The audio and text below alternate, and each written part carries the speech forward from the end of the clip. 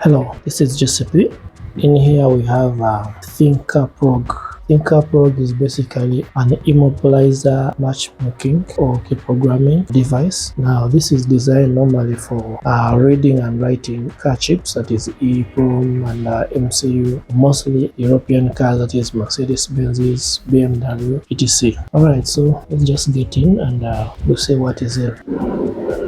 We have the item list from seller. We have the manual. It's all in English. The tool doesn't have much really on the setup. The items are here, but to be good also to look at them and how the connections are done.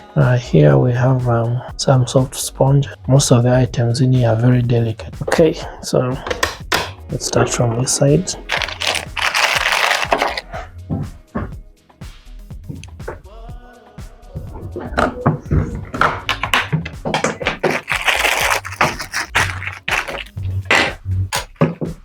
So basically these are the items. How to connect to the car is the important part. You need to know how to connect, otherwise you might damage the Thinkcar Prog. Now maybe to begin with, the Thinkcar Prog works with Thinkcar Master, Master 2 and Master X. So one of them is this. So this is the Thinkcar Master. So it works with Thinkcar Prog. Any other like Think2 pad will not work with it. Okay, so these are all the items, but we're going to use the seller's item list, like the package list, so to make sure all these things are as per what the seller indicated here. We have a Thinkcar Prog immobilizer programmer host, which is this. That is there. Power supply. This is our power supply with two types of plugs, ES version and EU version. We don't have the UK version. Okay, so which means if you don't have any of these, you might need to have an adapter where any of these can plug into. Then we have the MCU version 1. On these, they are all written on. This is MCU 1, MCU 2. We have the matching the transfer line A. So this is A. So all these are matching transfer cable lines. So we have A, we have B, we have C, we have D, we have E. So all of them are there. Then we have the OBD1 adapter connection box. What I'm noting here is the seller has his own way of naming these things. What the seller is putting as OBD1 adapter box connecting line, it's basically the main connection cable. So this is the cable. It has one side connects into the Prog. It's a DB9 cable. And here we have where it connects into the car. This one goes into the VCI for the Think2 Master. Now the difference between OBD2 and OBD1, if you are using if you are connecting to OBD1, you have to power, or if you're doing bench, you still also have to power. Now that's where this cable comes in. So this cable is specifically, the Prog by default does not need power supply. How much you can see the input for the power supply is blocked. It's rarely used. When you plug into the OBD side, it powers automatically, but if you're doing bench work, that's when you get to use to power it using the cable. So this is basically how the connection would be. We shall look at it in details. The data acquisition cable, the 4th generation, is an INS cable version 2. So this is basically for programming the car dashboard. Then we have the version 1. So we have version 2 and version 1. Version 1 is this. Okay, then the basic cables, this one. Then we have the XT01 for the EEPROM chip adapter. Then we have the MN key. This is basically the bench, the BMW infrared position key. This one, when you're doing key programming for Mercedes Benz, plug it in here and then into this side. According to the manufacturer, we have three things the machine can do. We have key programming, engine, gearbox programming. So you have three ways. Maybe it's important to look at what each slot refers to. Alright, so let's connect it and see. Okay, so let's connect device and see.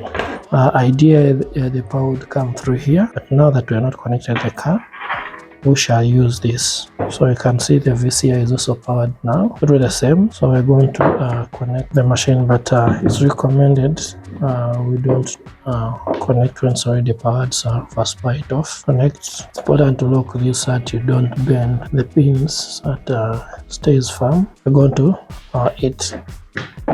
So you can see the Prog is powered now. In case you're doing Mercedes-Benz key programming, this is where I use this key. Ideally it will be connected here, so I'll just put it now for the sake, but it won't be so much important for now since we are not doing any programming, but just a demonstration. So first, once it's put in, you just fix it in there. There are two ways. Either you go through the scanner where you first scan the car. For example, if it was a Mercedes-Benz, just put Mercedes where it is and you do OK. It connects the VCI, so it's loading.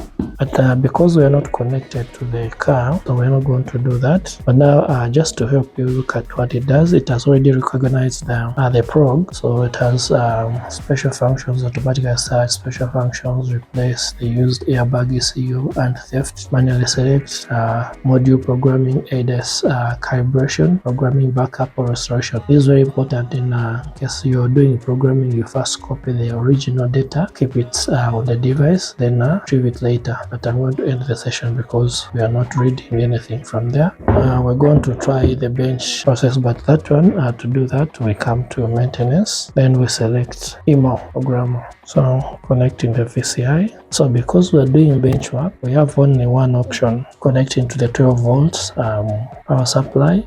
Then we have this joint to the Prog VCI, which connects using Bluetooth to the, I think, 2 master. Okay, then we click yes. It's going to try to check the network. Okay, it has gone through. So on this, now these are the functionalities we have. We have EEPROM, Gearbox, data comparison, engine, single chip, microcomputer, program operation. So on EEPROM, we have a number of EEPROM chips. At Gearbox, it also has a number. We have VW, Benz, Nissan, Alpine, Chrysler, Jaguar, etc. All those. Most of the common cars that require gearbox programming are there. Data comparison. Now this one is where you have two files which are supposed to be similar and you want to run a comparison. So this it helps you to run the checker so that you compare the two data files in case maybe you want to know. For engine, we have only 3 chips it can read. One is Bosch, Siemens and Delco. So on each of these there are types of chips it can read. Yeah, then SM, we have Freescale, Renaissance and NXP. Program operation, we have a firmware fix on. Now I think that's it for the Prog. Maybe we shall try again when we are doing some work on one of those vehicles, and we'll look at how it does it. I think that's it for now. Please comment, ask any questions, let me know what you would like to know. Thank you.